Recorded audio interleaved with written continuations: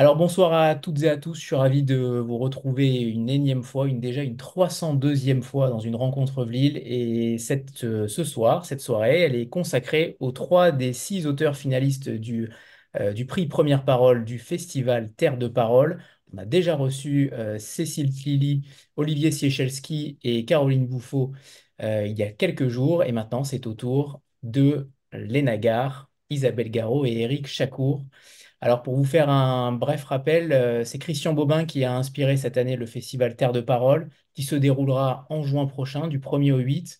Et évidemment, vous aurez l'occasion de faire des lectures, des performances, des rencontres littéraires, de théâtre, notamment dans différents lieux culturels de Seine-Maritime. Mais c'est aussi un prix Terre de Parole, c'est le prix Première Parole pour lequel nous sommes réunis ce soir. Ce prix qui a été créé en 2020, qui sélectionne six premiers romans francophones publiés l'année précédente, donc en 2023. Et les trois auteurs qui sont présents ici sont donc finalistes. Et je rappelle que cette sélection est faite par les bibliothèques et librairies indépendantes de la Seine-Maritime notamment, et qu'elle est proposée ensuite aux lecteurs qui sont réunis dans 37 comités de lecture qui représentent environ 400 lecteurs. Et ce prix sera donc remis d'ici quelques mois, en juin, fin juin, et le lauréat ou la lauréate se verra offrir une bourse d'écriture. Alors, il est 19 heures ou presque, et c'est Léna Gare qui va ouvrir le bal pour son roman Tumeur ou Tutu aux éditions Verticales. Bonsoir déjà à tous les trois et bonsoir Léna. Bonsoir. Alors Léna, vous travaillez dans l'édition sonore. On va commencer, on va rentrer dans le vif du sujet parce qu'on sait peu de choses finalement de vous et je pense que c'est aussi peut-être volontaire. Mais j'aurais voulu savoir si ce travail dans l'édition sonore vous a aidé, vous a perturbé lorsque vous avez commencé à écrire ce premier roman qui a pris longtemps, de ce que j'ai cru comprendre, à peu près 6 ans. Est-ce que les sons, puisque quand on vous lit, on sait pertinemment que les sons ont clairement une importance, et notamment les sons, les sonorités de la souffrance, est-ce que ça vous a aidé à écrire, est-ce que ce métier vous a aidé à écrire ce premier roman? Non, alors pas du tout. C'est un métier que j'exerce depuis 4 ans et demi à titre alimentaire. Je suis régisseuse dans un studio pour pouvoir écrire. Justement, c'est ce que j'ai trouvé de plus efficace en termes de temps-argent pour pouvoir dégager des plages horaires pour mon écriture. Donc, non, c'est pas du tout. C'est pas de, ça s'est arrivé au bout de 2, 3 ans d'écriture de mon livre. Ça m'a pas inspiré. C'est plutôt la manière dont les gens parlent dans la vie en général qui m'inspire. Alors justement, ça fait 6 ans que vous avez travaillé sur ce roman. Déjà, pourquoi aussi longtemps? Et on en est ravi vu la qualité du roman, mais c'est rare qu'un auteur mette autant de temps à écrire, à accoucher des mots, et notamment via le sujet, on comprend aussi pourquoi ça a pris du temps. Mais racontez-nous cette expérience d'écrivain par rapport à ces 6 années. Euh, en fait, déjà, je pense que j'ai mis très longtemps à comprendre où je voulais aller avec ce livre. Ça a d'abord été beaucoup de tests. J'ai écrit facilement l'équivalent de 10 fois ce qu'il y a dans ce livre. C'est un livre qui est fait en fragments, donc j'ai recomposé mon bouquet garni des dizaines et des dizaines de fois. Et c'est vrai que déjà, tout simplement financièrement, je pouvais pas écrire tous les jours, loin s'en faut. Donc j'ai eu des grands moments où je devais travailler et reprendre de l'argent pour ensuite m'accorder du temps. Et aussi parce que émotionnellement, il y avait plein de choses que ça venait toucher, que j'arrivais pas à gérer aussi vite que je l'aurais voulu. Enfin, c'était totalement indépendant de ma volonté. J'aurais adoré que ça prenne moins de temps. Euh, mais, euh, et ouais, j'arrivais pas à aller plus vite, ni à trouver le mot que la narratrice cherche aussi. Alors justement, c'est aussi un roman sur la langue, et notamment la langue des Spartiates. Et je vais lire un extrait pour débuter ce moment avec vous, parce que ce roman, il est aussi extrêmement contemporain. C'est aussi une longue satire sur notre société, finalement. Et vous écrivez les Spartiates, qui sont donc comment dire, les gens normaux, on va dire ça, entre guillemets, normaux. Les Spartiates ont des conversations. Enfin, c'est comme ça qu'ils appellent leur blabla en tout cas. Moi, je ne vois pas ce qui leur donne l'impression de dialoguer alors qu'ils racontent tous les mêmes choses chiantes à mourir. Leur langue est une grosse matière pastel, tiède et sans goût. Dans ma tête, je l'appelle la polentase, comme une vieille polenta molle avec un abcès flippant, limite vert clair, poubelle directe. Il doit bien leur arriver quelques aventures pourtant, rien que d'être parvenus à devenir grands. Pourquoi ils ne parlent pas de ça? Comment ils font pour consacrer autant de salive au néant? Qu'est-ce qu'ils cachent? Ils ne peuvent pas être sincèrement préoccupés par la nouvelle station essence. Ils se sentent obligés, ils font semblant, mais ils s'en foutent au fond, c'est sûr. C'est impossible autrement. Ça en dit long aussi sur nos conversations inutiles, sur le vide finalement pas le vide de nos vies, mais presque de ces moments qu'on a, de ces injonctions finalement que la société nous impose. C'est aussi un roman sur ça finalement. Oui, alors je pense que j'ai aussi quand même travaillé une espèce de sentiment d'isolement qui confine au cynisme parfois de cette narratrice qui, elle, se sent perdue dans... Donc, elle cherche un mot qui expliquerait tout son mal-être et qu'elle est persuadée que c'est uniquement en trouvant son nom que ça ira mieux. Et donc, comme elle est en quête dans les conversations, c'est vrai que le small talk, comme on dit, donc les conversations banales entre humains du dehors, donc les spartiates, la désespère au plus haut point parce qu'elle a le sentiment que tout le monde pourrait dire la même chose et qu'elle apprend absolument rien à les écouter. Or, elle a une quête urgente et oui, bah évidemment, c'est ce que je disais tout à l'heure. Moi, ce qui m'amuse, c'est d'entendre des manières de parler singulières, mais en réalité, quasiment tout le monde a une manière singulière de parler. Et c'est très rare les gens qui font euh, qu'avoir des conversations banales. Et justement, elle cherche quelque chose qui, dans l'intimité, éclairerait toute sa vie. Et elle est désespérée de voir que les gens dans la rue, dans les lieux publics et tout, ont des conversations passe-partout, en fait, et qu'elle n'arrive pas à pénétrer leurs secrets.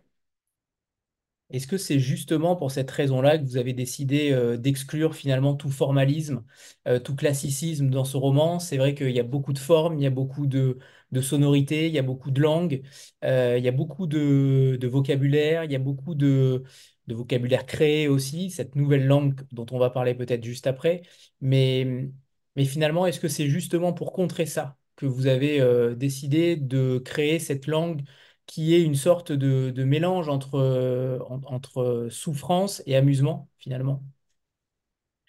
Oui, bah, c'est l'histoire d'une narratrice qu'on suit de son an 3 à son an 27 et elle, son problème principal, c'est de se trouver complètement étrangère à la manière dont les gens parlent, aussi bien dans sa famille qu'à l'école, que de manière plus large dans la société.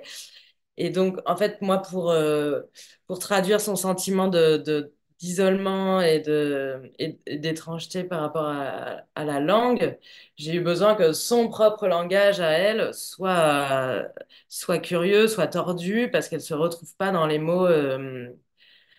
mots qui sont habituellement utilisés et dont le sens est inversé dans sa tête, parce qu'elle grandit dans un environnement violent dans sa famille, en particulier psychologiquement, et que donc toute la langue, elle l'apprend de manière tordue et des mots qui sont associés à la douceur et à la protection dans la tête des gens normaux, comme papa, maman, maison, etc. Elle renvoie à des choses, au contraire, qui lui font peur. Et notamment les appellations, les surnoms. Il y a beaucoup de surnoms, il y a beaucoup de noms que cette fille donne à ses parents, notamment Novatchok, Oui. Novatchok et Swayze, les deux parents, Petit Prince, Grandou, les frères. Finalement, c'est aussi une manière de rendre la chose moins violente. Ces stigmates de la violence dont vous parlez, de cette cellule familiale qui est à la fois terrible et en même temps, on reconnaît aussi beaucoup certaines familles, finalement, notamment, c'est peut-être le côté extrêmement euh, comment dire, le côté qui est familier, finalement. On reconnaît ces familles-là sans qu'elles rentrent totalement dans une violence absolue, mais sur certains moments, on reconnaît des choses violentes, de la violence psychologique. On reconnaît ça autour de nous. On a tous connu ce genre de parents, euh, même si parfois on se cache un peu les yeux. Et vous le dites aussi, la société se cache les yeux. Le boulanger ne voit pas, l'épicier ne voit pas, personne ne veut voir finalement. Ouais, ne veut voir plutôt, ouais. Je Personne ne pense veut voir. Et Oui. c'est cet aveuglement sociétal aussi que vous vouliez démontrer par cette petite fille, par cette adolescente. Oui, bah, moi, ce qui me touche, c'est d'abord la violence envers les enfants, ça, oui, mais surtout dans ce livre, je voulais montrer comment, par le canal de silence que nous impose la société, parce que personne soit ne réagit, soit ne sait comment réagir face à un enfant qui va dire qu'il n'est pas bien chez lui, et aussi parce qu'en France, il n'y a pas grand-chose à lui proposer comme plan B. Euh, et ben, ce silence conduit ces enfants à grandir avec un sentiment enfin, une éducation langagière qui est violente et à pas forcément la remettre en question, et donc à la reproduire quand s'ils font eux-mêmes foyer ensuite. Et c'est ce que je trouve grave dans le fait que on laisse passer toutes ces situations d'intimité violente, c'est qu'en fait, bah, ces enfants, et quand ces enfants deviennent parents, ils refont la même chose. Et pour moi, ça, c'est éminemment politique parce que ça met en place les conditions d'une docilité, hein. Si déjà on ne réagit pas dans l'intime, pourquoi on le ferait à l'échelle collective, à l'échelle sociale, en fait. Donc, je trouve que tout part de ce silence-là qu'on impose aux enfants. Comment on arrive à contrer justement ce silence vis-à-vis de l'intimité, de la protection, de la vie privée? C'est cette difficulté-là qui est importante. Est-ce que vous avez une piste potentielle? Comment on arrive à contrer ça finalement? Cette contradiction-là, elle est terrible et elle se trouve dans différents aspects, que ce soit notamment dans la protection de la société vis-à-vis de la vie privée ou en tout cas des libertés, par exemple, d'un détenu. C'est exactement la même contradiction, le même rapport de force et le rapport d'équilibre. Finalement, là, comment on arrive à pénétrer l'intimité pour éviter ce genre de violence? Alors, pénétrer l'intimité, je pense pas que ce soit la bonne solution, mais je pense que ça commence par abolir le mythe que tous les parents sont gentils, que toutes les maisons sont bienveillantes et que vivre avec sa famille, ça rend heureux. Enfin, je pense que si déjà on entendait autre chose que ça, à l'école, dans les films, enfin, c'est toujours pareil que toutes les minorités, en fait. Pas partir du principe que parce qu'on vit avec son papa et sa maman, tout va bien, et qu'un enfant s'autorisait plus à dire, bah oui, parfois ça va pas, etc. Euh, Ça dédramatiserait déjà un certain nombre de situations, et ça rendrait la chose moins opaque et plus facile à percer, parce qu'il y a des situations de violence terribles où il faut intervenir, c'est sûr, d'inceste, de violence physique, etc. Et puis il y a de la violence plus sinueuse, on va dire, plus sournoise, plus installée, qui pourrait en fait être, à mon avis, euh, calmée assez facilement par la parole si les personnes n'attendaient pas 15, 18, 20 ans avant de le dire. En fait, ce qui crée ça, c'est l'espèce d'abcès qui se noue autour du peu de crédit qu'on accorde à la parole d'un enfant. Et aussi parce que techniquement, il manque de mots pour décrire ce qu'il ressent. Enfin, c'est ça qui est un peu passionnant dans l'apprentissage du langage. Est-ce que tout à l'heure on parlait de nos sociétés stéréotypées, est-ce que finalement ce roman il s'inscrit aussi dans cette volonté de faire tomber ces stéréotypes par la poésie? Parce que ce roman-là, il est aussi empreint d'une certaine poésie, même si elle est différente peut-être, mais clairement une poésie. Euh, Est-ce que c'est ça le combat finalement? Est-ce que ça permet de combattre? Euh, Bah, la poésie, pour moi, c'est une langue qui est belle, donc c'est extrêmement subjectif. Mais dans ce qu'il y a de combatif, oui, parler, toujours, toujours pour moi, sera une fenêtre extraordinaire et la solution à tout, parler le plus possible de tout, à inventer tous les mots dont on aura besoin pour pouvoir tout dire à tout le monde. Et il y aura toujours une manière de s'en sortir par le langage, j'espère, c'est ma croyance en tout cas, oui. Avec la poésie ou autre. Ça peut être avec les maths. Notamment. Alors, ce qui vous rapproche aussi de l'ouvrage d'Isabelle Garot, c'est aussi le fait que ces victimes se vengent ou en tout cas répètent la violence aussi. Il y a ce principe de déterminisme peut-être. Est-ce que vous l'avez ainsi vu? Est-ce que vous l'avez vu ainsi? Est-ce que finalement la violence entraîne forcément la violence? Alors, la causalité, elle est inverse, c'est-à-dire que 100% des enfants maltraités ne deviennent pas des parents maltraitants. En revanche, 100% des parents maltraitants sont d'anciens enfants maltraités. Donc, ça, oui, c'est des comportements qui ne s'inventent pas, c'est des comportements qui se reproduisent, avec des gens qui n'ont pas pu se libérer de cette souffrance-là. Et oui, je crois, enfin, c'est au-delà de l'observation, c'est statistique, il y a énormément de chiffres là-dessus. Oui, évidemment, la violence crée de la violence, oui. Quand on n'a pas d'outils pour s'en sortir autrement. Ce qui est fascinant aussi dans votre roman, c'est qu'on annote beaucoup parce que vous donnez quelques pistes finalement. En marge, on a des craintes, clairement, des interrogations et on se dit non, elle ne va pas aller là. Peut-être que si fille, véritablement, elle va peut-être y aller. Vous l'écrivez avec une douce cruauté finalement, que nos repères sont en train de s'effacer quand on vous lit. Comment on traite l'horreur avec autant de peau et douceur pour plagier votre procédé? C'est gentil, j'aime beaucoup. Je sais pas, je me rends pas compte de cette peau et douceur.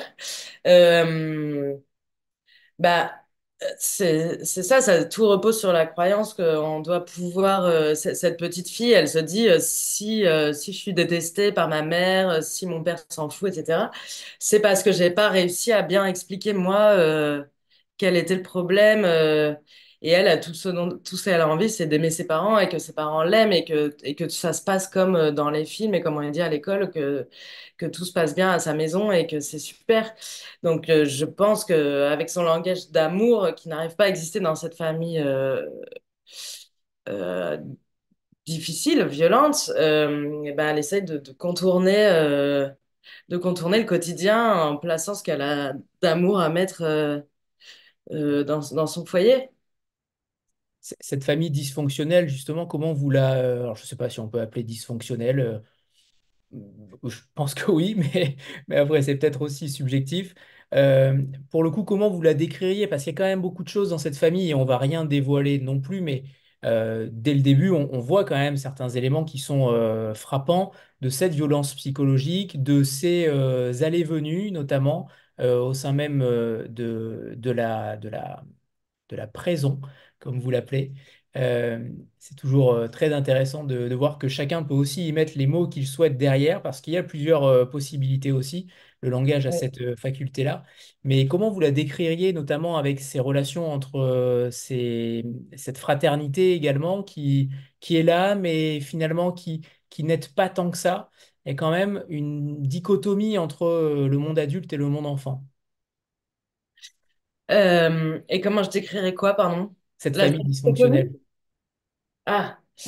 Euh, oui, bah, je crois. Bon, après, ça, je précise que c'est le premier tiers quand même. C'est l'histoire de cette narratrice jusqu'à 27 ans. Donc, après, comme je disais, moi, ce qui m'intéresse, c'est plutôt ce qu'on fait de la violence quand on a grandi dans un climat violent, dysfonctionnel, euh, et qu'on nous a pas donné d'outils sociaux pour remettre ça en question. Donc, tous les enfants considèrent que c'est à cause d'eux. Euh, et qu'est-ce qu'on fait de ce paquet de nerfs quand on arrive dans la vie des grands, puisque les enfants qui souffrent ont tendance à se dire que quand ils vont partir de chez eux, tout ira mieux. Et en fait, c'est plutôt là que les problèmes commencent, je crois, et que là, c'est un sujet qui est encore plus abandonné. Et c'est ça aussi mon titre, Tu meurs ou tu tues. Pour moi, c'est les deux seules solutions de la violence si on la regarde pas en face, si on la traite pas, en fait. C'est-à-dire, soit on décide de l'exprimer, donc de reproduire, donc tu tues, soit on la garde en soi pour ne pas reproduire, mais c'est comme quelque chose, une bombe à retardement, comme une tumeur, et, euh, et qui éteint doucement. Et donc, bah, une famille dysfonctionnelle comme celle de la narratrice, qui en plus en apparence, au contraire, a l'air d'être une famille extraordinaire, que tout le monde a envie, etc. Donc, qui fait grandir cette fratrie dans un mensonge, en fait, dans une vitrine, bah, est une bombe à retardement, c'est ça. Cette narratrice, elle a un don, selon sa mère, de toujours poser les questions qui mettent mal à l'aise. Alors, j'essaye de ne pas en faire ce soir, promis. Ah Mais bah, est-ce que c'est quelque chose qui aussi vous caractérise peut-être? peut-être, c'est possible, ouais. Oui, oui, bah moi, c'est plutôt que j'ai jamais compris pourquoi, si les choses mettaient mal à l'aise, justement, fallait pas les dire, puisque si ça met mal à l'aise, c'est que c'est problématique. Donc, il vaudrait mieux en parler, comme ça, après, on n'y penserait plus. C'est une bonne réponse. Bah non, mais ça, c'est une vraie incompréhension. J'ai jamais compris pourquoi fallait pas parler des choses qui fâchent ou qui font mal. Euh, mais sincèrement, j'ai 34 ans, j'ai toujours pas compris. Très bien. Il y a aussi des poèmes, alors des poèmes entre guillemets, qui sont quand même frappants, là aussi, notamment celle de Tante et Doigt. Je ne sais pas si c'est un extrait que vous avez choisi ou pas, mais Non. ces poèmes-là qui sont, ça représente un peu ce que je disais tout à l'heure sur cette poésie douceur où finalement vous arrivez à faire passer des choses parfois un peu horribles, mais avec une telle finesse que on s'en rend même plus compte. Alors, Tant tes doigts, c'est une chanson que la mère a écrite euh, à sa fille. Non, c'est Elle ça. Oui, écrit une chanson à chaque enfant d'ailleurs. oui, voilà. Mais non, non, ça c'est vraiment c'est la bouée de secours de l'humour pour raconter un truc horrible, voilà, qui est que elle demande à ses enfants de tendre leurs doigts quand elle est en colère pour leur taper dessus avec une règle et je sais pas, c'est l'instinct de survie de la petite fille qui en fait une chanson pour je sais pas en rire. Mais en poésie, avec des rimes. Enfin, de poésie. Ouais, c'est ça. Est-ce que C'est vous drôle. nous feriez le plaisir de nous lire un extrait, Léna, de Tu mères ou tu tues, Oui. pour que certains voient aussi la richesse de la langue? Alors, j'ai pas choisi un extrait d'enfance. D'accord, Ça va aller? ça Je vais ira, pas en ça faire si ira. vous voulez, hein. Je peux changer. Non, non, c'est très bien, si. Euh, donc là, la narratrice a environ 19 ans, 20 ans. Elle est partie de sa prison. Elle a découvert les mathématiques et elle est donc toujours en train de chercher son mot qui l'obsède, qui caractérise, selon elle, la créature qui l'habite et qui solutionnerait toute sa vie quand elle va le trouver. Donc ce fragment s'appelle l'Amus. Puisque tout le monde dort ou fait semblant, je passe mes nuits à graver des formules de maths le long des arbres pour tenter de clarifier les termes de mon équation. Je suis à quatre pattes sur un capot de bagnole, tendu vers mon street ouvrage, quand une voix claire dans mon dos demande jusqu'où je compte aller exactement avec ce pauvre être. Je me retrouve nez à nez avec une bourgeasse qui doit habiter dans la rue. Rien à battre. Je lui dis juste de se détendre. C'est pas des croix gammées, c'est des identités remarquables. À la base, c'est un truc de rapidité de calcul. En gros, tu concatènes des expressions pour simplifier les écritures. Et du coup, je m'en sers pour dégager des groupes de mots inutiles de ma tête en espérant isoler plus vite l'inconnu qui enserre mes toncilles et dont je cherche le nom depuis des siècles. Bref, il y a moyen d'être tranquille ou c'est la police des arbres. La bourgeasse ne s'appelle pas Marie-Sixtine, mais Lamus, comme le passage que se crée le petit gibier dans un buisson pour pouvoir s'enfuir quand il est pourchassé. Je trouve ça joli, mais c'est pas comme si c'était elle qui avait choisi son prénom en même temps. Ouais, cool. Et donc, Lamus me toise avec circonspection. Elle se tape complètement de l'étrangère qu'il peut bien y avoir dans ma gorge, chacun sa merde. En revanche, ça ne veut rien dire, enserrer des toncilles. Les toncilles, c'est plat. On ne peut pas encercler un truc plat. À tous les coups, je confonds avec la luette. C'est bien d'être attaché aux formules et d'avoir de la répartie, mais si le but est de trouver un mot, ça ira sans doute plus vite en n'employant pas tout et n'importe quoi. Les gens veulent être compris, mais ils sont pas foutus d'être précis, putain. La révolte obsessionnelle de cette muse est prodigieuse. Elle se marre quand je lui dis qu'avant de m'expliquer la vie et la précision, elle devrait commencer par appeler ce être un chêne. Je ne sais pas ce qui brille soudain dans son regard, mais elle me demande de l'appeler le lendemain. Je vais m'arrêter là. Merci, Léna.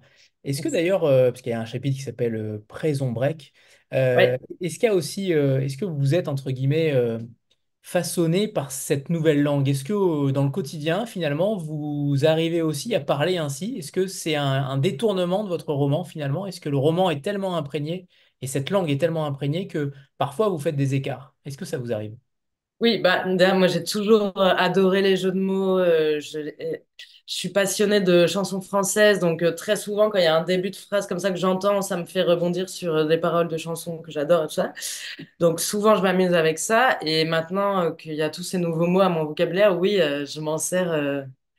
Je m'en sers. Pour moi, c'est plus clair de dire présent que de dire maison par rapport à ce que je veux signifier. Très bien, même si la maison est entre guillemets saine. Oui, oui, la maison et ça, enfin l'appartement, hein, j'habite à Paris. Je n'ai pas de maison. Donc pour l'instant, la seule maison que je connais, c'est une prison. Très bien. J'ai vu qu'en épigraphe était cité Frantz Fanon, c'est pas Ouais. anodin. Est-ce que ça fait partie des auteurs qui vous ont façonné aussi? Et est-ce que c'est l'auteur que vous avez choisi, l'auteur méconnu que vous avez choisi? Non, pas du tout. Déjà, je pense qu'il est connu. Mais non, mais ce qui me fascine chez Fanon, c'est son travail, enfin, c'est le travail qu'il a fait sur la langue du colonisé, justement, et comment celle du colon va imprimer si fort le colonisé que lui-même va avoir un discours auto-dénigrant. C'est pour ça que j'ai choisi cette citation, parce que c'est le même processus, selon moi, des adultes vers les enfants. Et c'est un psychiatre passionnant. Et non, moi, j'ai choisi de parler pas vraiment d'une autrice, mais d'une chanteuse. Parce que ce que j'aime le plus, c'est quand même les formules.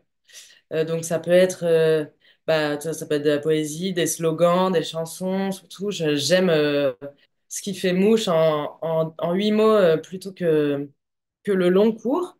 Et donc, elle n'est pas du tout méconnue, mais j'ai envie de parler d'elle parce qu'elle me manque. C'est Diams, qui est pour moi la plus grande déesse de la formule de tous les temps, quoi. C'est mon maître depuis 20 ans. Voilà, j'aime tout ce qu'elle fait. Je n'en attendais pas moins de vous, Léna, sur le choix. En effet, c'est improbable, Et mais ben voilà. c'est vous. Voilà. C'est- Merci, Léna. Merci infiniment. Ben, merci à vous. Et vous êtes en lice pour Tumeur ou Tutu aux éditions Verticales. Bonne Merci. chance, Léna. Merci. Merci. Alors, on va continuer notre soirée avec un deuxième auteur, deuxième livre. C'est Éric Chacour pour son roman Ce que je sais de toi aux éditions Philippe Ray. Alors là aussi, le roman a beaucoup fait parler depuis sa sortie. Mais en préambule, Eric, vous êtes né dans une famille syro-libanais d'Égypte. Vous avez vécu une grande partie de votre vie en France et vous êtes québécois. Euh, Ce que j'aimerais savoir, c'est que, étant donné que l'épigraphe dit merci, entre guillemets, à ceux qui vous ont quasiment réconcilié peut-être avec l'Égypte, à ceux et ensuite à celles. Racontez-nous cette histoire-là déjà sur le fait que peut-être l'Égypte vous a, le roman ou l'Égypte, je ne sais pas dans quel sens il faudra le prendre, mais l'un des deux a peut-être fait vaciller vos convictions ou en tout cas votre identité. Qu'est-ce qui s'est passé vis-à-vis de l'Égypte durant toutes ces années? Bonjour Anthony, enfin bonsoir, c'est c'est plus tard chez vous que chez moi. Je ne sais pas si j'emploierais le terme réconciliation. Moi, je me suis jamais disputé avec, avec l'Égypte. C'est un pays où je conserve beaucoup de beaux souvenirs, où je vais régulièrement aussi, où je vais à peu près alors à une époque, j'allais presque tous les ans là-bas. Et c'est un pays alors je comme dans toute relation avec un pays ou avec une personne, je n'apprécie pas tout et je suis parfois sévère, critique ou déçu. Mais non, c'est pas une réconciliation, c'est vraiment un pays que j'ai appris à aimer à travers les membres de ma famille surtout. Mon père quand on allait là-bas, ma mère, mes tantes, j'ai encore un peu de famille qui habite là-bas et j'avais envie de reconstituer un peu l'Égypte de leur enfance. Parce que finalement, l'Égypte que moi je vois quand je me rends là-bas, elle est très très différente de celle qu'ils ont connue. Et pendant longtemps, j'ai eu du mal à faire le lien entre tout ça. Je me disais, bon, ben, j'ai grandi avec des amis de mes parents qui sont tous francophones, qui sont assez occidentaux dans l'âme. Puis quand je me rends en Égypte, personne ne parle français, c'est très très différent, l'ambiance n'est pas la même. Alors qu'est-ce qui s'est passé? Est-ce que c'est tout le pays qui a changé? Ou est-ce que, puis j'ai fini par comprendre que c'était surtout cette deuxième hypothèse, est-ce que finalement, ce que je connaissais moi de l'Égypte en tant que gamin, c'était pas l'Égypte d'une communauté très minoritaire, une communauté de Levantins qui habitait là-bas, qui était d'origine syrienne, libanaise, parfois palestinienne, et qui était assez différente du reste de la population. Alors, je vais essayer de ne pas vous poser trop de questions simples, puisque le père de Ah, Tarek, Thomas, s'en méfiait beaucoup. Justement, quel est le point de départ finalement de ce premier roman qui a été convoqué en premier? Est-ce que ce sont les personnages ou est-ce que c'est la grande Égypte des années 60 à 2000? Qu'est-ce qui a forgé votre fort intérieur finalement pour écrire? alors le roman a failli s'appeler Les questions simples, donc ça me ça me fait sourire que vous rebondissiez dessus. Qu'est-ce qui a forgé d'abord l'histoire? En fait, l'intention de départ était un peu différente de ce que le roman a été par la suite. Moi, dans ma tête, j'avais envie de calquer vraiment alors j'avais mon histoire, je savais ce que je voulais raconter, une histoire de famille, une histoire d'amour, mais j'avais envie de calquer un peu l'histoire de l'Égypte, la grande histoire de l'Égypte, sur celle de mon personnage. Parce que je me disais finalement, quand on regarde l'époque nassérienne en Égypte pourrait correspondre à une certaine forme d'enfance où, d'un coup, on a l'impression qu'on peut dire non au monde entier, puis tout est possible et ça finit par marcher. Puis il y avait une certaine, voilà, dans les politiques que Nasser a menées, il y avait quand même une certaine forme de comment dire? D'euphorie? D'euphorie, peut-être un peu d'angélisme et cetera, enfin des choses qu'on peut rapprocher de l'enfance. Qu'il y avait quelque chose chez Sadat qui procédait plus du cynisme, en tout cas de l'âge adulte ou d'une certaine réalité qui finit par ressurgir et que chez Moubarak, il y avait, certainement, l'abandon de beaucoup de valeurs, au profit d'une certaine recherche de sécurité à tout prix et la recherche de sécurité, c'est souvent quand on est en situation un peu plus vulnérable, c'est quelque chose qui peut arriver, vers la fin d'une vie aussi et donc je me disais, voilà, ça pourrait être quelque chose d'intéressant d'essayer de plaquer l'un sur l'autre. Je me suis pas mal éloigné de cette idée-là, hem mais j'en ai gardé encore quelques traces qui se retrouvent, je pense, dans le roman. Beaucoup de traces en effet, puisqu'il est quand même, c'est vraiment cette trame de fond qui donne aussi beaucoup plus de corps au roman, parce que là, clairement, c'est aussi cette reconquête finalement de l'identité arabe et musulmane, comme vous l'écrivez, et notamment ce patriotisme finalement qui fait basculer un pays, peu importe finalement le destin qu'il a, mais euh, ça donne une trame vraiment supplémentaire aux personnages, et j'aimerais que vous nous parliez de ces personnages-là, Tarek notamment ce médecin qui crée un dispensaire à Mokatam dans un quartier extrêmement pauvre. Il a quand même, c'est un roman sur les destins, finalement, sur le destin. Est-ce que vous croyez au destin? On sent chez vous, en tout cas, il y a une certaine, il y a une nostalgie, mais il y a aussi cette volonté de croire à l'avenir, de croire à des destinées particulières. On sent chez vous un grand humanisme, finalement. Je ne sais pas s'il y a une nostalgie chez moi, puis ce serait d'autant plus curieux qu'une nostalgie d'un pays que je n'ai jamais vraiment connu, en tout cas tel que je le décris, ce serait pour le moins un sentiment, un peu usurpé ou en tout cas curieux. Non, non, je pense pas être nostalgique, mais j'aime cette Égypte-là. J'aime cette Égypte, où mes parents, leurs cousins, leurs familles et cetera, leurs frères et sœurs allaient au club sportif et puis, chercher des vieux vinyles de Françoise Hardy, de France Gall, puis les écouter comme s'ils étaient des gamins qui vivaient en France à cette époque. J'aime cette Égypte qui était assez ouverte sur le monde, qui se réinventait un peu différemment, qui était un peu le phare de l'information, de la culture, avec un certain mouvement des Lumières qui s'appelait la Nahda, qui était voilà, un peu l'équivalent des Lumières qu'on a connu en France, quelque chose qui révolutionnait le courant de pensée. C'est sûr que je m'en sens proche. Est-ce que j'en suis nostalgique? Non, non, l'Égypte a fait d'autres choix et puis elle a une évolution qui lui ressemble, qui lui est peut-être plus naturelle par rapport à l'ensemble de sa population. C'est pas la nostalgie qui me modèle quand j'écris. Euh, J'avais envie de raconter une histoire. Et Tarek, puisque vous m'interrogez sur lui, Tarek, c'est un garçon qui ne se pose pas de questions, qui ne se pose pas les questions simples dont vous parliez tantôt, euh, qui avait une vie qui était un peu programmée pour lui. Elle était simple, elle était toute tracée, sa vie. Elle était faite pour un bonheur assez confortable. Mais je pense que les bonheurs confortables ne font pas forcément de très bons romans. En effet. Alors, notamment sur le fait que euh, on interroge aussi Tarek sur le fait de savoir quand commence une vie. Il s'interroge aussi, tu ne savais pas quand commencerait la vie. Petit, tu étais un élève brillant. C'est intéressant de savoir quand commence la vie, finalement. Est-ce que vous avez répondu à cette question aussi? Elle commence quand, votre vie, Eric Chaco? Elle commence, oh je j'ai pas de grande de grande vérité à révéler ce soir sur ce sujet-là. Je pense qu'elle commence et c'est pas quelque chose qui arrive d'un coup, mais elle commence à partir du moment où on se comprend soi-même.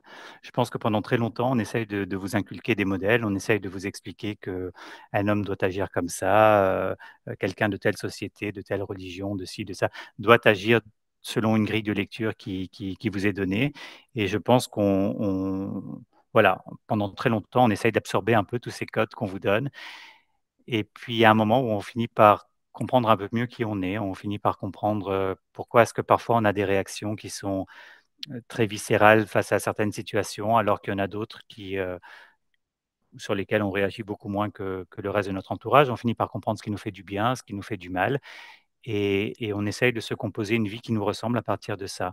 Je pense que c'est ça l'âge adulte et je pense surtout que tout le monde n'y arrive pas. Moi, j'espère y arriver, mais je pense que c'est pas quelque chose de ça vous arrive pas à 18 ans et un jour.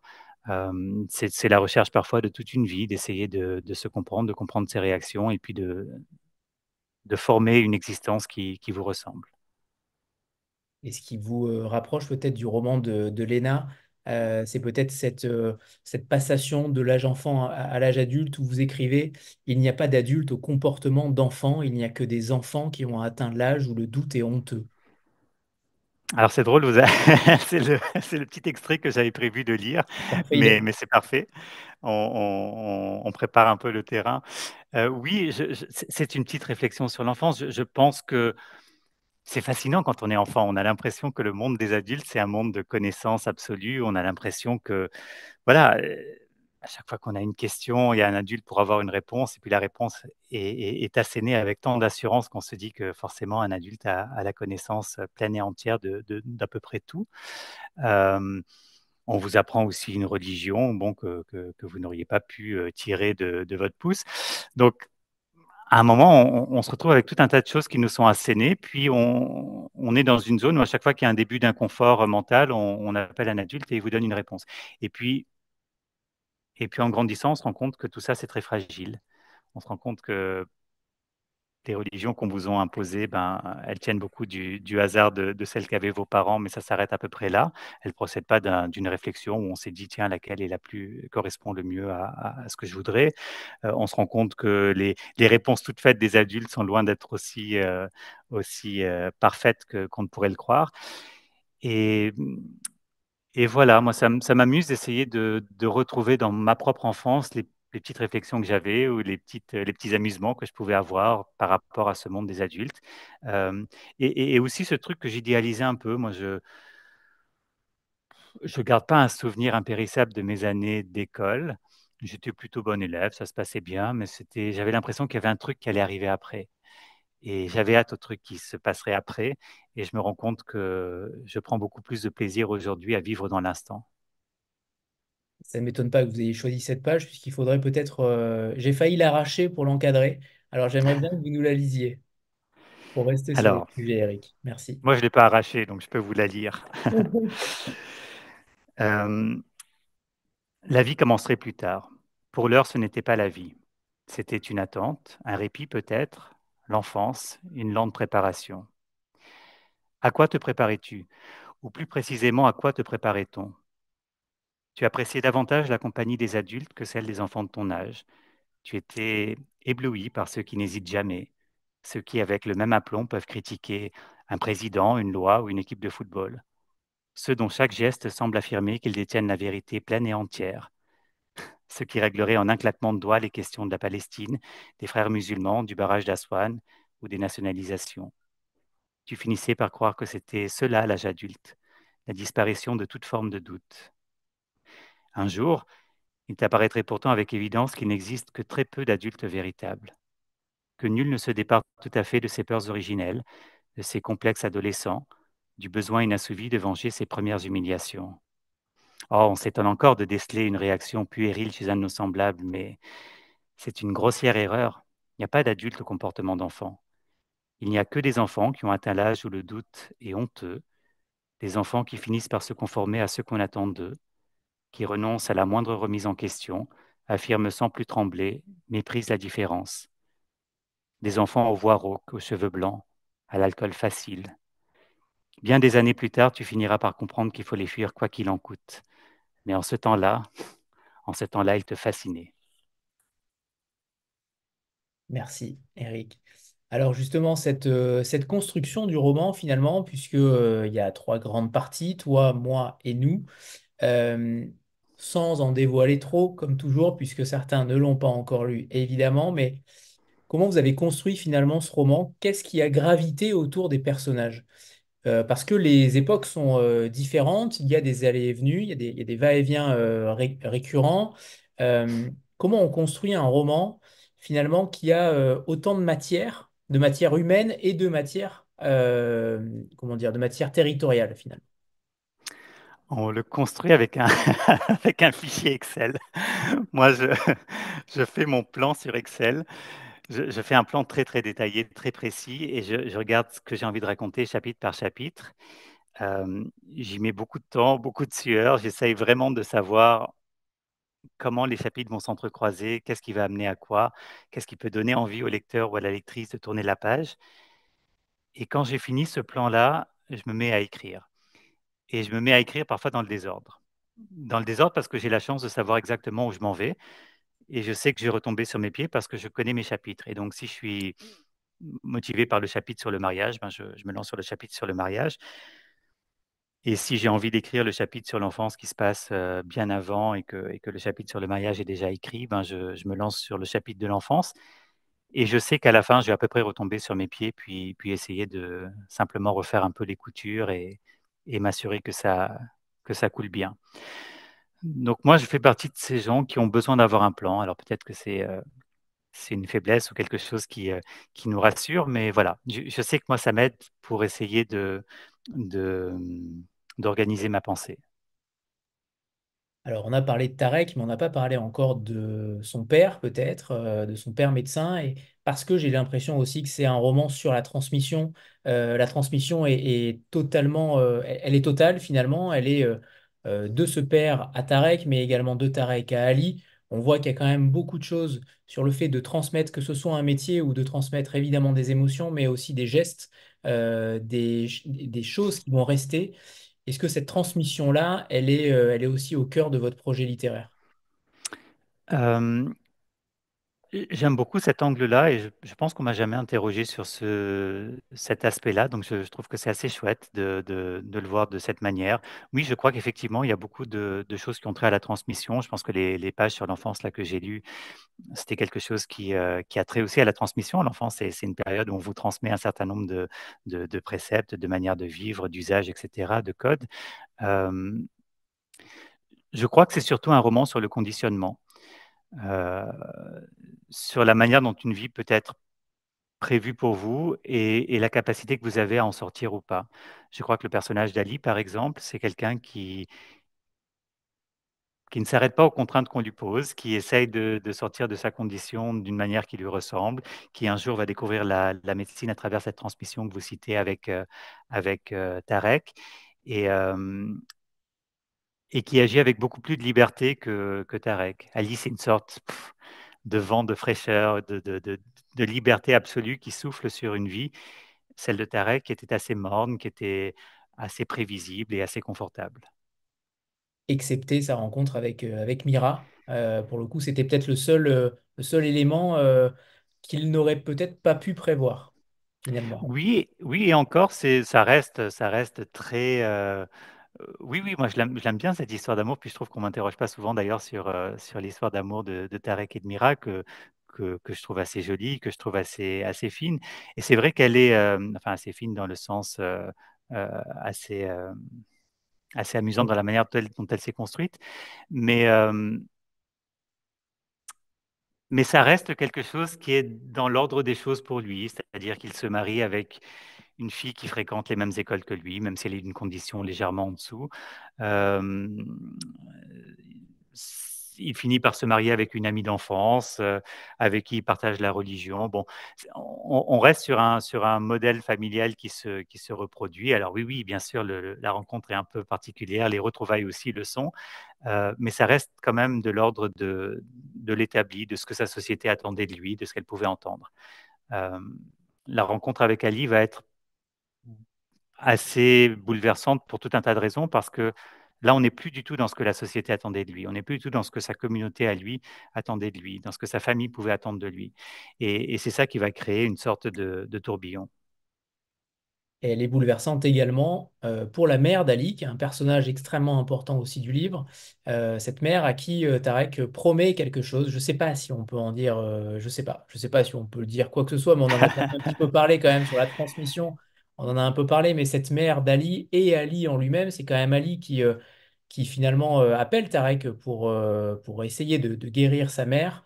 Cette mère-là aussi, elle a quelque chose de... On sent qu'il y a quelque chose de familial, on sent qu'il y a quelque chose de personnel aussi derrière ce personnage-là. On imagine, on en a vu quelques-unes de mères et de grands-mères ainsi dans certains romans, mais celle-là, elle a quand même quelque chose de singulier. Elle est à la fois différente et surprenante. Racontez-nous cette histoire de la mère d'Ali, peut-être. Je ne sais pas s'il y a une anecdote particulière derrière elle, mais elle est quand même Euh, particulièrement bien écrite. Bah, je vous remercie. Je vous remercie pour ça. En fait, c'est vraiment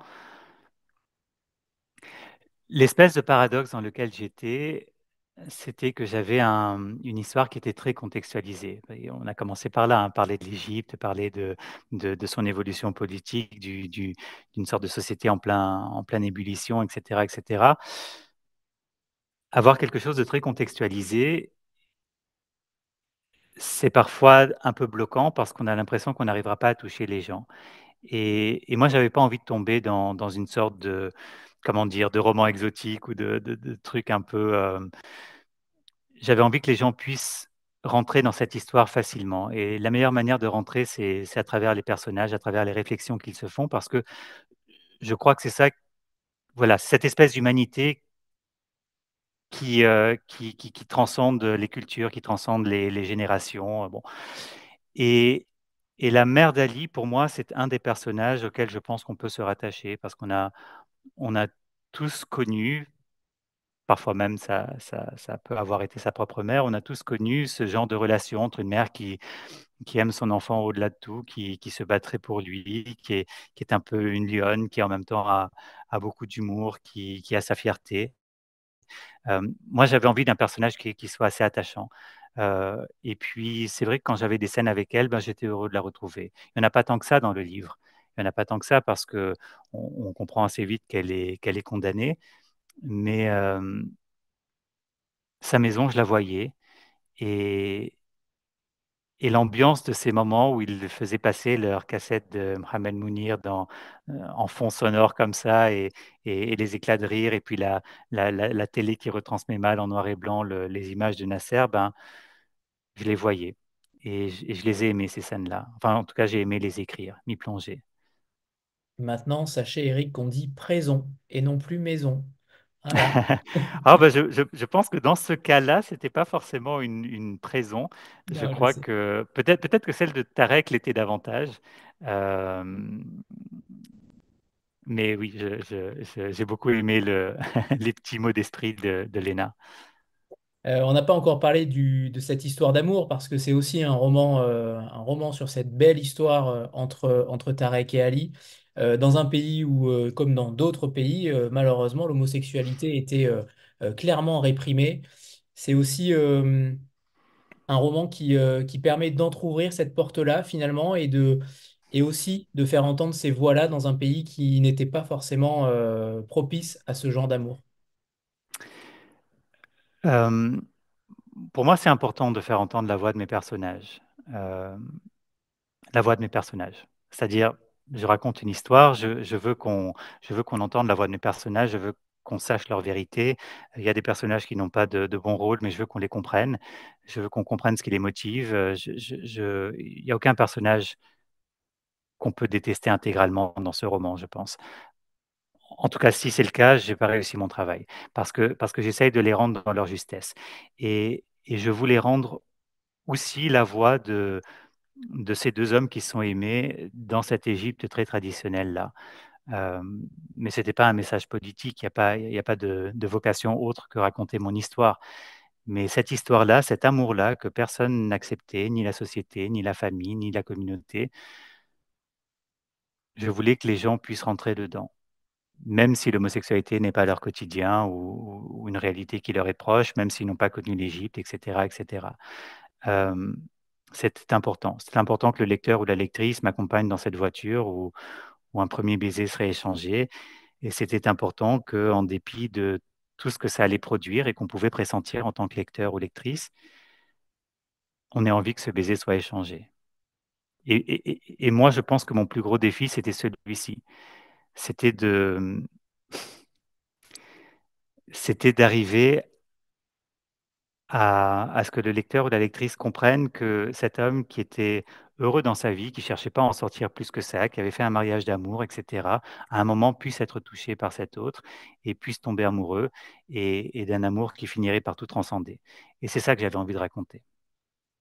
Et c'est encore plus intéressant que vous disiez ça, puisque Tarek ne connaît rien à l'homosexualité, justement, et il est totalement étranger à ce monde-là.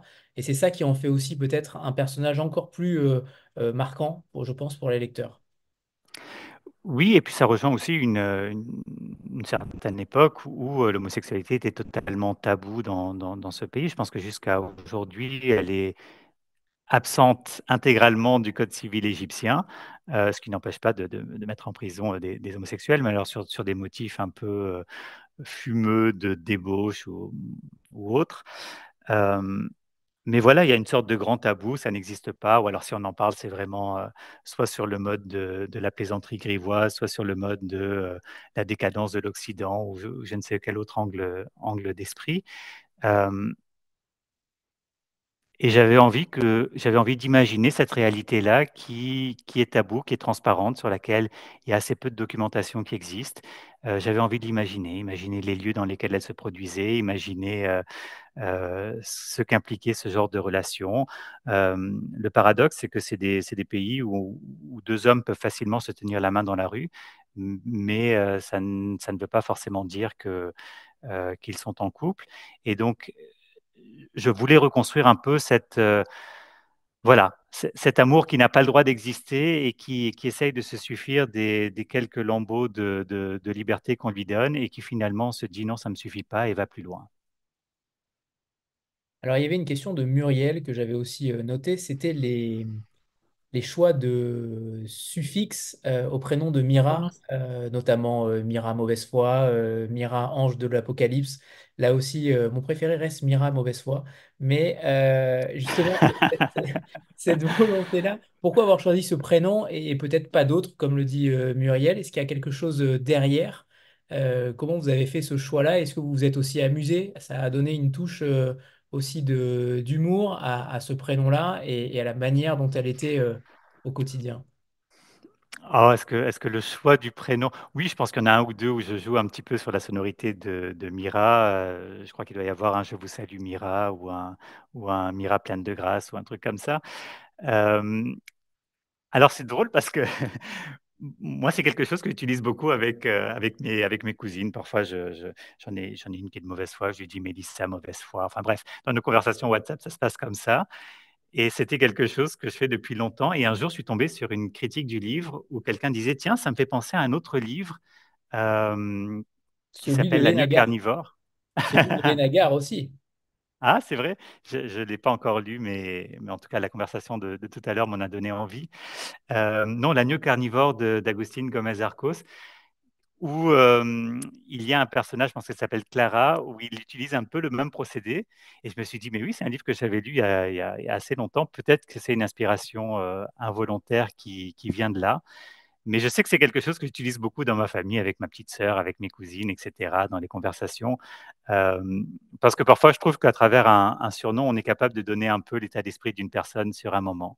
Et l'autre chose, c'est que j'avais deux personnages, Nesrine, la sœur, et Mira, l'épouse, qui sont assez proches parce que ce sont toutes les deux des femmes qui sont très en avance sur leur époque, beaucoup plus dégourdies que les hommes qu'elles côtoient, qui ont des idées, qui ont de l'envie et qui vivent dans cette société traditionnelle qui les contraint beaucoup.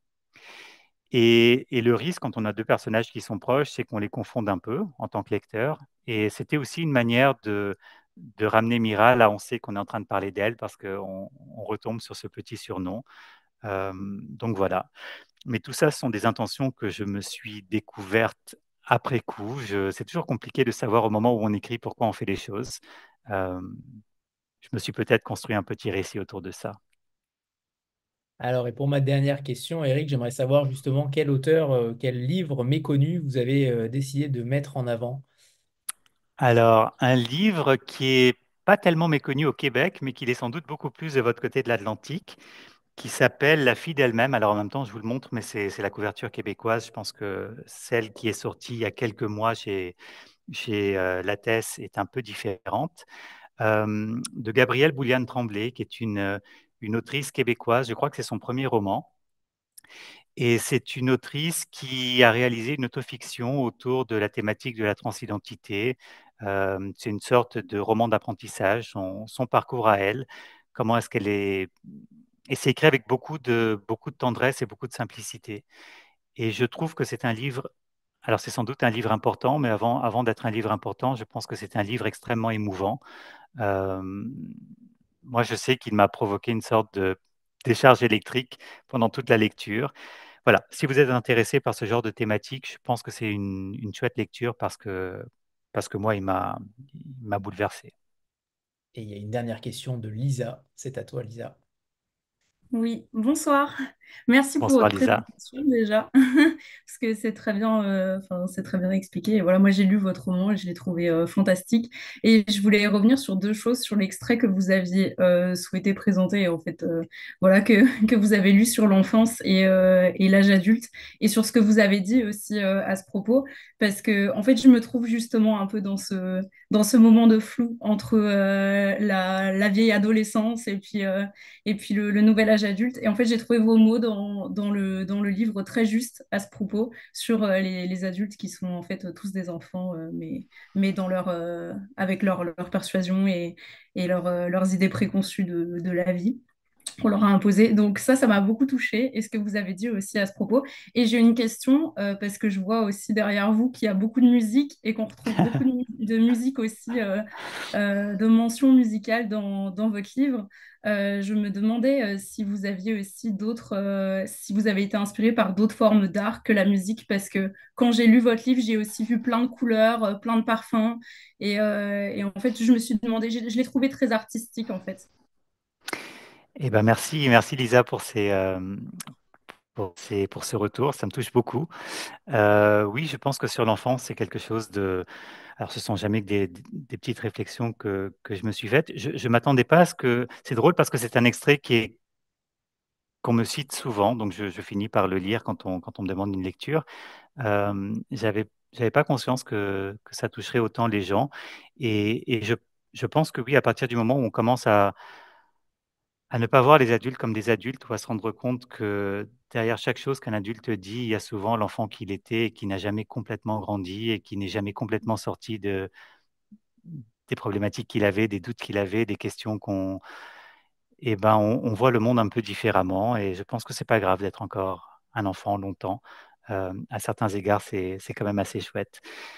Et pour les influences, on me demande souvent quelles sont mes influences littéraires et c'est vrai que mes influences sont pas toujours très littéraires. Elles sont souvent, moi je suis pas un très très grand lecteur, euh,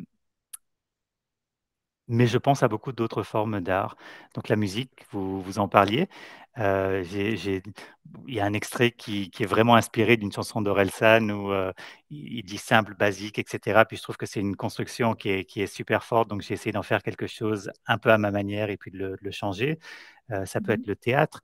Il y a vraiment la trame de Roméo et Juliette je ne peux pas trop en dire parce que beaucoup de lecteurs et de lectrices ce soir n'ont pas lu le livre en entier, mais voilà, la trame de Shakespeare est pas mal celle de mon roman. Et, euh, et puis le cinéma aussi parfois. Il y a cette scène, par exemple, dans le Cercle des poètes disparus, qui est une scène, je pense que toutes les personnes qui ont vu ce film, c'est la scène qu'ils visualisent tout de suite, celle où le directeur vient annoncer que le professeur va être renvoyé. Et, euh, et donc, il arrive au milieu de cette classe, il explique que le le professeur s'est mal comporté, que par conséquent, il sera renvoyé, etc. Donc, tout le monde l'écoute dans une sorte de stupeur partagée. Et puis, à un moment, il y a quelqu'un qui rompt cette espèce de stupeur qui frappe la classe et qui se lève sur son bureau, enfin sur sa chaise, et qui commence à dire quelque chose en signe de protestation. Et puis, tout le monde le regarde comme ça, un peu interdit. Et il y a une deuxième personne qui le suit.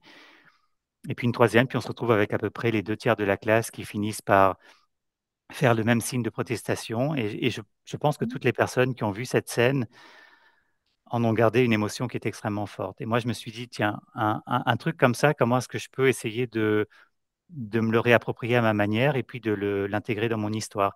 Et ça a donné la scène, par exemple, du retour au Moatam, où il revient et tout le monde le voit et tout le monde est Mm. comme confiné dans une sorte de stupeur où on ne sait pas exactement comment réagir. Est-ce qu'il va rester, pas rester? On comprend qu'il va partir et voilà, il y a un mélange de tristesse et en même temps d'étonnement.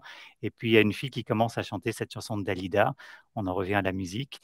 Et puis tout le monde la regarde un peu étonné. Puis les gens finissent par l'accompagner. Ceux qui connaissent les paroles y vont, les autres tapent dans leurs mains. Et voilà. Donc parfois il y a des formes d'art qui viennent, qui contaminent. Et j'essaye toujours de me demander quand quelque chose me touche, s'il y a une manière, déjà, qu'est-ce qui a fait que ça m'a touché, Mm. et s'il y a une manière de le réutiliser qui est congruente avec le récit. D'accord. Bah, merci beaucoup pour votre réponse. Merci Merci Eric. Alors, Lisa.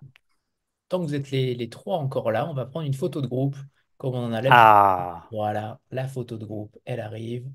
Trois, si vous avez les livres, c'est le moment de les mettre en avant. C'est parfait. Merci. Merci infiniment, Eric, et bonne chance à vous pour ce prix Première Parole. Et on va passer à la troisième autrice, c'est Isabelle Garot pour La Dent Dure aux éditions d'Alva. Alors Isabelle, d'ailleurs vos trois livres auraient pu bénéficier d'une playlist dans trois univers totalement différents, mais clairement on a envie de vous lire avec une musique qui nous accompagne tout au long. Alors il y en a beaucoup chez Eric et Léna. Il me semble que chez Isabelle il y en a peut-être une ou deux qui s'y cachent, mais j'ai un doute maintenant. Euh, on verra. Isabelle, il faut juste que vous rallumiez votre micro. C'est fait. Et Bonsoir. voilà, ça fait. Bonsoir Isabelle. Alors Isabelle, un tout autre registre avec la dent dure. Vous êtes spécialiste en littérature médiévale et on comprend évidemment quand on vous lit que ça fait partie des cordes qu'il y a à votre arc. Vous présidez également une école de cirque et vous avez enseigné au collège une vingtaine d'années apparemment, de ce que j'ai cru comprendre. J'aimerais que vous nous parliez de la genèse de ce roman parce que là, clairement, on est sur un sujet totalement, quasiment innovant. Sincèrement, j'ai jamais lu un tel roman. Euh, Comment on crée ce type de roman? Est-ce que c'est votre formation en littérature médiévale qui trouve le phénomène intéressant et qui ensuite fait découler une certaine littérature et une matière romanesque? C'est votre premier roman aussi. Euh, Qu'est-ce qui fait qu'on passe à l'étape d'après, écrire? Bah, il est sûr, il est certain que c'est mon travail de recherche en histoire médiévale, il y a une vingtaine d'années maintenant, donc c'est quand même assez ancien, qui a été le ferment de mon écriture. C'est-à-dire le premier travail d'écriture d'ampleur a été ce travail de thèse qui était, alors qui travaillait sur le thème, enfin, des saints, évidemment, des vies de saints. Ça, je pense qu'on le retrouve quand même assez fortement dans le roman. Et sur le parcours des reliques et sur les origines du roman. Du roman 1150, vraiment le début de ce qu'on a appelé roman et qui va devenir au fil des siècles notre roman romanesque. Donc, c'est vraiment ces années-là, donc moitié du XIIe siècle, où on a une forme nouvelle qui naît et qui naît par amalgame avec tout un tas d'autres types de récits, hein, donc des vies de saints, des poèmes, des contes oraux, des récits latins. Enfin bon, il y a une espèce d'effervescence à ce moment-là et qui ne tient pas compte du genre. Enfin, je veux dire, il n'y a pas de genre. Et c'est ce que j'essayais de rendre de mon côté. Je crois que c'est un peu, c'est à la fois un roman, un conte. Il y a des poèmes aussi que je fais passer en contrebande à l'intérieur. Euh, donc oui, c'est ce travail de thèse qui a fermenté, mais dont je n'imaginais pas du tout qu'il devienne un roman un jour. Euh, et l'origine, elle est venue brutalement. Il n'y a pas eu tellement de préméditation. Donc j'habite sur la Seine et c'est vrai que me baladant sur les bords de Seine, je peux pas m'empêcher de penser ce qui se passait là au XIIe siècle ou encore plus avant, comme dans la Denture qui commence au VIIIe siècle. Et donc je me mets en position. Je dis mais qu'est-ce qui se passe sur cette Seine? Évidemment des Vikings, des hameaux, voilà. J'ai commencé vraiment à visualiser la première scène comme ça. Et puis très vite est apparu un personnage de jeune fille assez tragique, une espèce de figure un peu l'ancêtre de la sorcière, on va dire, très proche de la nature, voilà. Et puis très vite, je me suis dit, il faut la venger, comme vous parliez tout à l'heure de vengeresse. Donc effectivement, après, le travail pour moi était déjà d'élucider le mystère de cette relique, cette petite dent qui apparaît assez rapidement, et donc à qui appartient-elle, de quelle époque et de quel lieu vient-elle.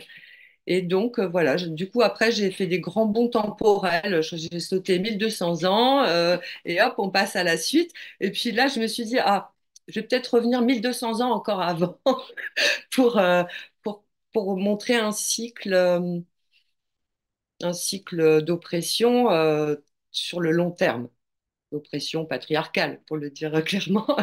Euh, donc sur le long terme, essayer de démonter un petit peu ces mécanismes et aussi réécrire dans les lignes des récits qui ont été faits par les hommes de tout temps, c'est-à-dire me réapproprier notamment ce thème de la vie de saint qui est donc un peu un laboratoire d'exemplarité qu'on destine aux hommes ou aux femmes d'ailleurs.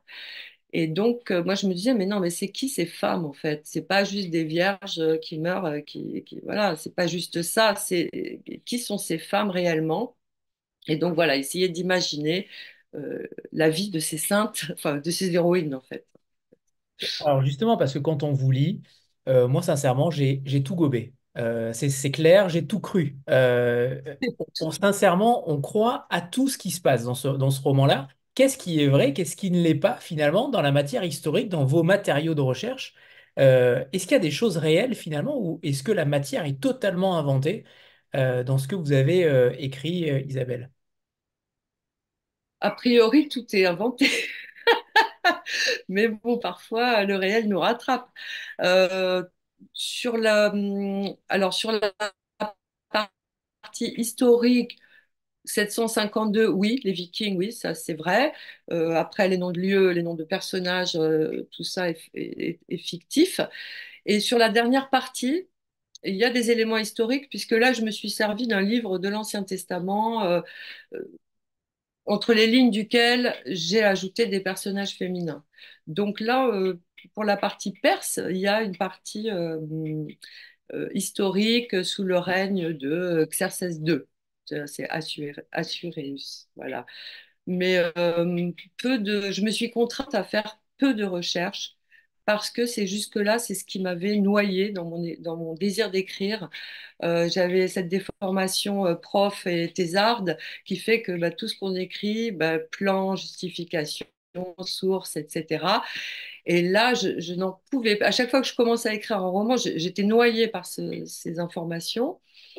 Donc là, je me suis dit, non, tu vas y aller comme ça. Et donc, a priori, tout est faux. C'est bien que j'y ai cru en tout cas. Ça veut dire que l'écriture est bonne. Non, mais c'est intéressant que vous parliez de la différence justement entre l'écriture académique et l'écriture littéraire. Est-ce que finalement ce premier roman, c'est une sorte de nouvelle vie pour vous, pour vous extrader totalement de cette écriture académique, universitaire?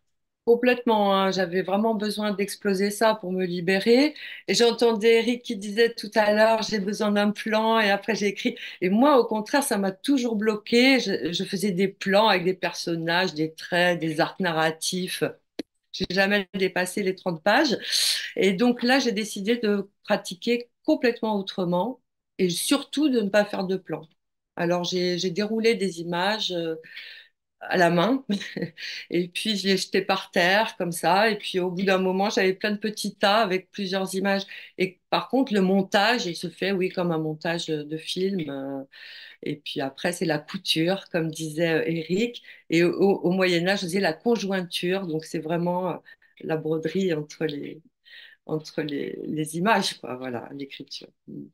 Alors, est-ce que vous pourriez nous raconter le destin de ces trois femmes que sont Aléa qui débutent le roman, cette guérisseuse anachorète du 8e siècle, où les Vikings justement sévissent, et puis ensuite parler évidemment d'Éléonore, puisque le roman lui est quand même beaucoup consacré dans les années 80, ce qui est peut-être comment dire, qui est peut-être celle qui se rapproche le plus de notre époque, quoique. On verra ensuite, mais cette adolescente qui est pleine de vie, qui subit l'enseignement religieux notamment, et celui peut-être de ses parents, elle va vouloir s'en extraire le plus vite possible. Et Mksheta, je pense que je le dis bien, cette conteuse qui est prisonnière d'un sultan perse. Trois destins qui sont réunis dans ce roman finalement. Comment ces personnages de femmes vous sont-ils apparus? Est-ce qu'on peut parler peut-être de... Je sais que les éditions d'Alva ne publient que des autrices et ont pour but aussi de faire exister ces voix féminines qui ont existé à travers le temps. Et Juliette Pons qui est là ne me contredira sûrement pas. Euh, Justement, est-ce qu'on peut les considérer dans votre roman comme finalement les premières féministes de l'histoire? Est-ce que ça fait partie aussi d'une volonté euh, historique, romanesque, qui font que ces femmes-là ont aussi compté, même si elles n'existent pas, mais en tout cas dans votre esprit, les personnages sont tellement, j'imagine, imprégnés que vous y croyez vous aussi, j'en suis sûr. Oui, bien sûr. Après, dire qu'elles sont féministes, bon, ça me semble un petit peu anachronique. Hein. C'est pas des activistes. Hein. Elles essayent juste de s'en sortir et de survivre.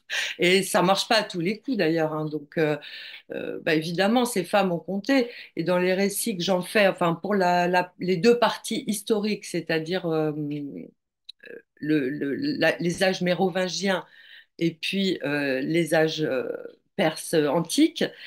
euh, Ce sont des femmes qui peuvent arriver à trouver une certaine forme de liberté dans ce qu'elles font, et c'est déjà un miracle. Hein, on parle de saintes. Le miracle, c'est d'arriver à survivre quand on a 12 ans et qu'on vit dans la forêt. Voilà. Euh, donc, dire qu'elles sont féministes, non. Non, non, non, mais elles comptent, bien sûr, et elles n'ont que trop peu compté dans les histoires qui ont, qui ont été faites du Moyen Âge ou de la Perse antique, ça c'est sûr. Tout à l'heure, vous avez parlé de conte, et en effet, on peut le lire ainsi, on peut le lire comme un conte ou un roman, finalement, peu importe, mais dans tous les cas, j'ai eu l'impression que vous convoquez notre triste réalité dans toute sa noirceur, qui est passée et actuelle. On se reconnaît beaucoup dans ce roman. C'est évident que la société, notamment celle d'Éléonore, on s'y reconnaît beaucoup alors qu'on était dans les années 80, et finalement, ça existe encore. Il y a encore beaucoup de choses qui doivent être dénoncées.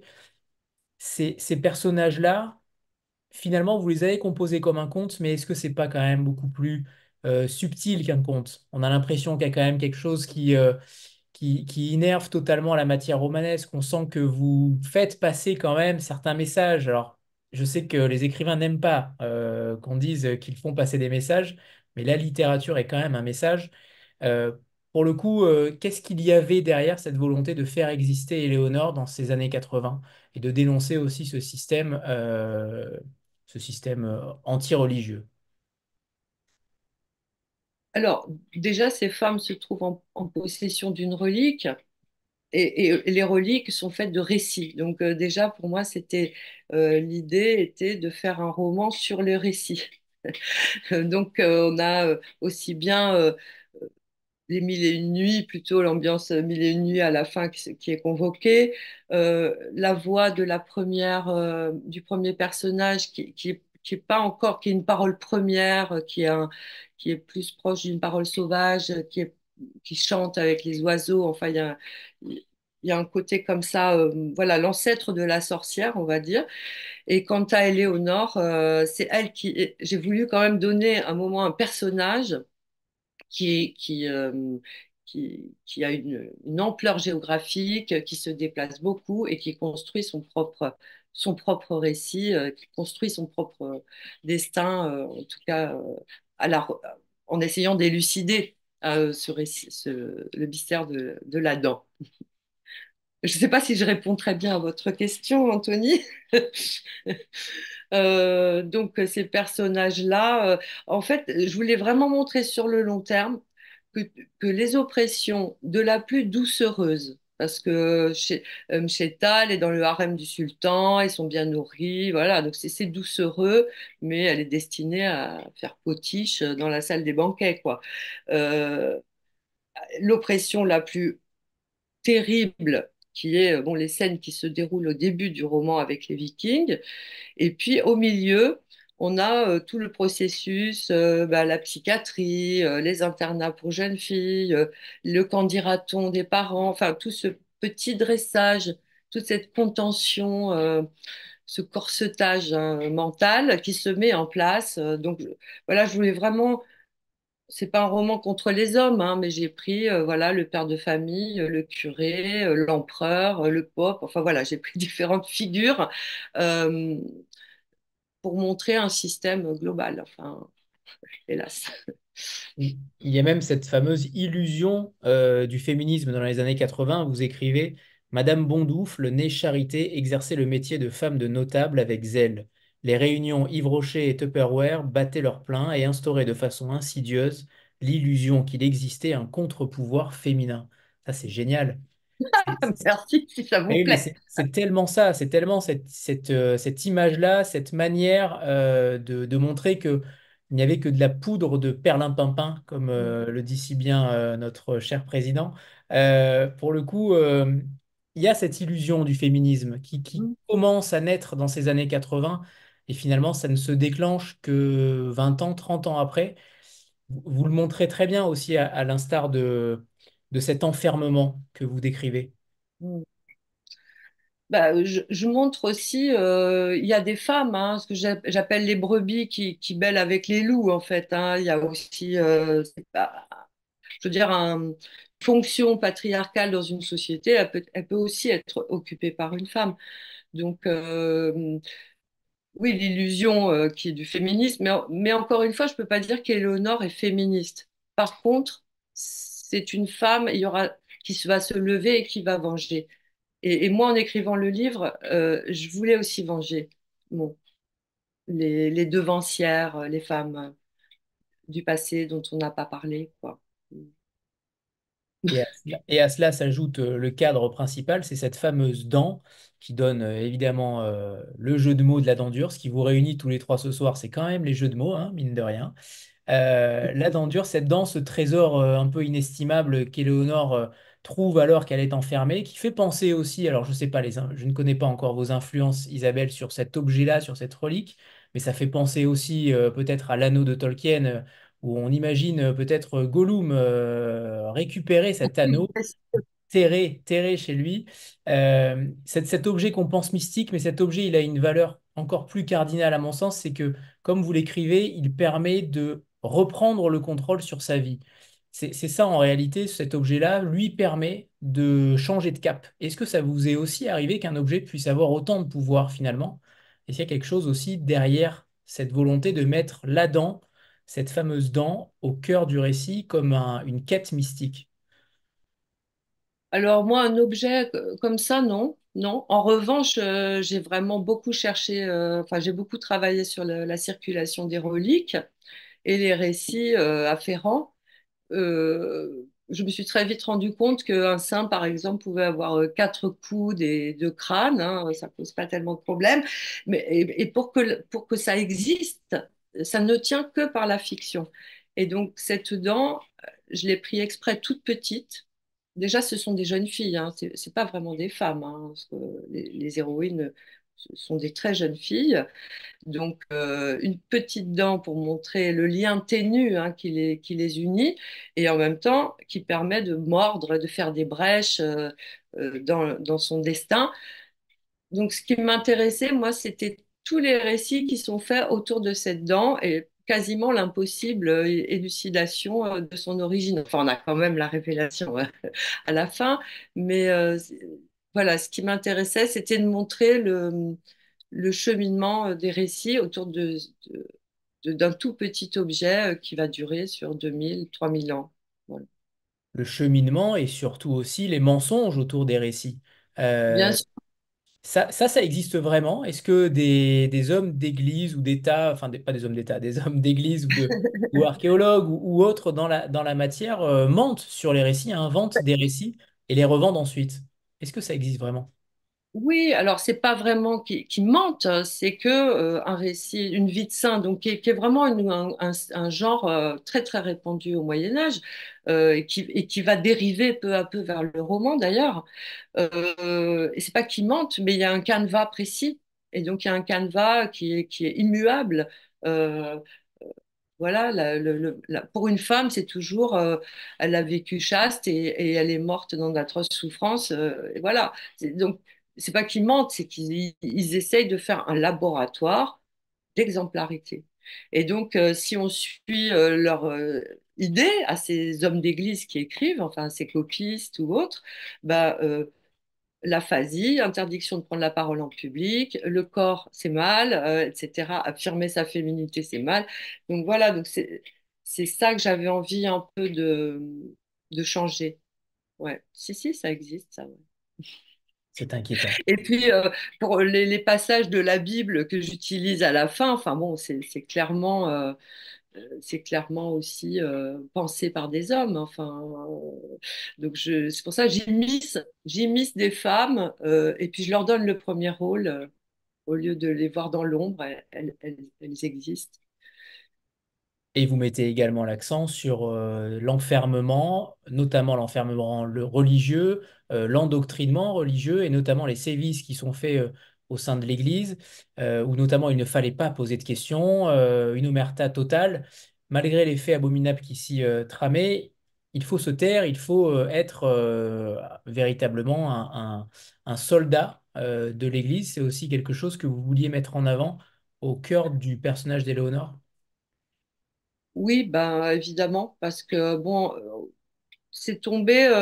Enfin, juste après, il y a eu le rapport Sauvé sur les violences, sur la pédocriminalité dans l'Église, qui a donné des chiffres tellement fous que, parce que moi, on m'a reproché que c'était violent. Mais bon, s'il y a un crime, on montre le crime. Et oui, j'avais envie d'enfoncer le clou. Voilà, j'avais envie d'enfoncer le clou. On m'a déjà dit, oui, pour vous, tous les curés, c'est des pédocriminels. J'ai dit non, mais enfin, quand même, j'avais envie oui, de le dire, de le venger, et de leur faire du mal avec les mots. C'est bien réussi. Euh, c'est aussi, en fait, on l'interne aussi parce on la pense hystérique, on la pense malade. C'est aussi cette volonté-là de. C'est vrai qu'à une certaine époque, c'était véritablement le cas. Les femmes, peu importe leur mal, étaient enfermées et on les traitait d'hystériques à tort et à travers sans raison aucunement scientifique, aucune raison scientifique. Ça aussi, c'est quelque chose d'important dans le récit parce qu'on sent l'injustice, on sent ce personnage-là continuer d'exister et tenter de fuguer, de, de totalement partir de sa propre condition, sa condition qui est évidemment issue de ses parents aussi et du système clérical dans lequel elle est. Euh, Ce personnage-là, il est quand même extrêmement fort. Il aurait pu même être totalement, il aurait pu faire l'objet d'un roman à lui tout seul, finalement. Est-ce que vous vous êtes posé la question de de la disparité entre les personnages, du fait qu'Éléonore devait prendre toute la lumière? Est-ce qu'il y a une question aussi éditoriale, peut-être avec Juliette, par rapport à cette construction de roman? Bon, question éditoriale, Juliette, elle m'a laissé vraiment carte blanche et vraiment ça c'est très rare, je pense, chez des éditeurs, des éditrices. Non, c'est que j'avais conçu le livre un peu, je voyais un triptyque en fait, vous voyez, ça s'ouvre comme ça, donc on a deux petites parties. Les Mérovingiens et les Perses antiques. Et au milieu, on a le grand tableau, les années 80, donc ça prend plus de place. Et c'est vrai que c'est pareil, j'ai quelques lecteurs et lectrices qui m'ont dit c'est dommage, on voulait savoir plus sur. Donc c'est un petit roman. Donc ça va très très vite, hein. Donc ça va très très vite, ça va peut-être un peu trop vite, mais je vous dirais que le personnage central, oui, il m'a appelé et c'est l'objet d'un deuxième roman. Pas exactement le même personnage, mais bien sûr, j'ai senti que là, il fallait que je développe toute cette période de squat dans les années 80, 90. Voilà. Parfait, on a une Etc. exclusivité. Est-ce que vous pouvez nous lire un extrait, Isabelle? Oui, alors j'ai pris un extrait que je ne lis jamais. Eh ben, c'est On m'a parfait. dit 1 minute 30. J'ai pris un petit. Donc c'est dans c'est dans la partie Éléonore, donc la partie années 80. À la vue de l'ancien tablier couvert de moisissures, où était brodé l'insigne honni du cœur saignant de Jésus, les sévices qu'elle avait subis au nom de l'expérimentation de méthodes rééducatives sur les corps des filles colonisèrent sa mémoire, prirent d'assaut son esprit en une seule bouffée de terreur. C'était toujours là, ça aussi. Elle était en sueur. Munie de son fétiche, elle regagna Paris, grâce à un camionneur polonais avec qui elle avait bien ri malgré la barrière de la langue. Elle atterrit porte de la Villette, dévora un kebab, descendit le canal de Saint-Denis, passa au Béjaïa, d'où elle était partie la veille. Fitch était absent. Sans elle, il ne foutait probablement rien quelque part. Elle griffonna un message et partit, saluant le patron du bar. Continua vers le port de la Râpée. Elle connaissait un ami de Fitch là-bas, un dealer qui fournissait les pains de shit, la monnaie de Paname. Il allait et venait tous les mois entre les Pays-Bas, la Belgique et la France, avec un 12 mètres bien lesté. Sa péniche était là, hublot éclairé. Elle toqua. Vic, pour Viking, parce que bêtement il avait les yeux bleus et un bateau, fit glisser la porte en bois de la cabine. Ah, c'est toi, ben entre. Elle avait un plan. Son ancien receleur avait évoqué un jour devant elle que pour tout ce qui concernait le trafic de pierres précieuses, c'était à Anvers qu'il fallait se rendre. Et que le meilleur des fourgues là-bas, c'était un Indien, un pote à lui, si d'aventure Fitch et elle se décidaient à chourer autre chose que de la pacotille dorée. Alors elle avait pensé à Vic. Et pour tout passeport, elle serrait en secret son improbable relique sous son t-shirt. Merci, Isabelle. Alors justement, ça me donne l'occasion de parler de Fitch. Évidemment, c'est une rencontre importante, Fitch, qui lui donne peut-être l'élan pour sortir de sa condition. Il lui donne beaucoup de courage, j'ai l'impression. Ce personnage-là, il est extrêmement important. Et qu'est-ce qu'il y a derrière ce personnage de Fitch? Oui, alors c'est vraiment génial que vous en parliez parce que personne ne me parle de ce personnage Dommage. et c'est quelqu'un euh, qui, bah déjà, elle va se retrouver dans un univers par lui, elle va se retrouver dans un univers où il n'y a que des garçons, mais où bizarrement elle se sentira extrêmement en sécurité. Enfin, pas bizarrement, c'est parce que ce sont des garçons qui s'extraient eux-mêmes, des garçons déconstruits, on va dire, mais à l'époque on parlait pas comme ça.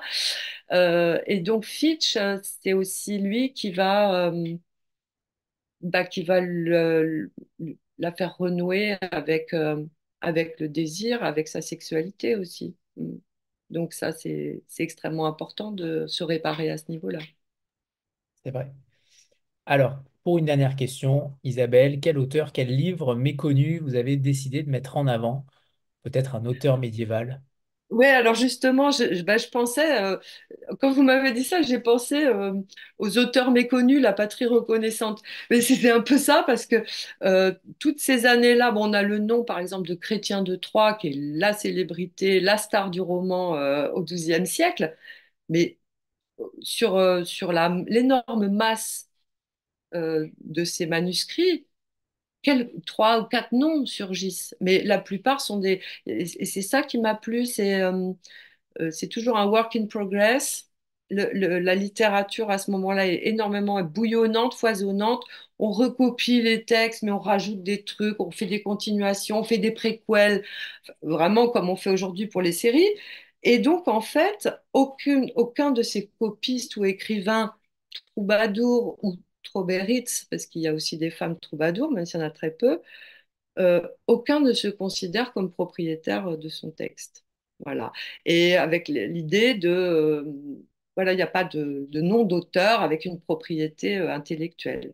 L'idée que tout ce patrimoine appartient à tout le monde. C'est dans ce sens-là que j'ai esquivé un peu la question en disant, voilà, c'est la masse de ces auteurs et autrices anonymes qui a fait qu'aujourd'hui, on a des romans. Décidément, vous êtes très surprenants tous les trois sur cette question. Et je voulais quand même juste dire, si vous n'avez pas lu ça, euh, de Céline Minard, Bastard Battle, au niveau de la création du langage médiéval, elle recrée une langue, mais c'est complètement fou et voilà, vous êtes plongé en plein Moyen Âge et en pleine ripaille. Voilà, j'aimais bien. Et celui-ci est trouvable en librairie et pas forcément, on n'a pas besoin d'aller chercher dans un sol terreux la trace de ce manuscrit. Voilà, donc ça c'est déjà quand même aussi un bon point. Merci. Merci, Anthony. Merci, merci infiniment à tous les trois, Isabelle, Eric et Elena. Merci pour ce moment et évidemment, on vous souhaite bonne chance pour ce prix. Les lecteurs, j'imagine, vont vous lire dans les mois qui arrivent et vous ont déjà lu pour beaucoup. Mais là, je pense que le rythme va être encore plus soutenu. Eh bien, je vous envie, les lecteurs, de ne pas encore les avoir lus parce que là aussi, vous avez trois ouvrages qui méritent véritablement une belle consécration. On vous souhaite le meilleur à tous les trois et merci à Terre de Parole de continuer à faire confiance à Vlil. On vous embrasse et à bientôt pour le festival Terre de Parole. Merci, Anthony. Au Merci revoir. Anthony. Au revoir à Au revoir à tous. tous, une très belle Au soirée à tout le revoir. monde.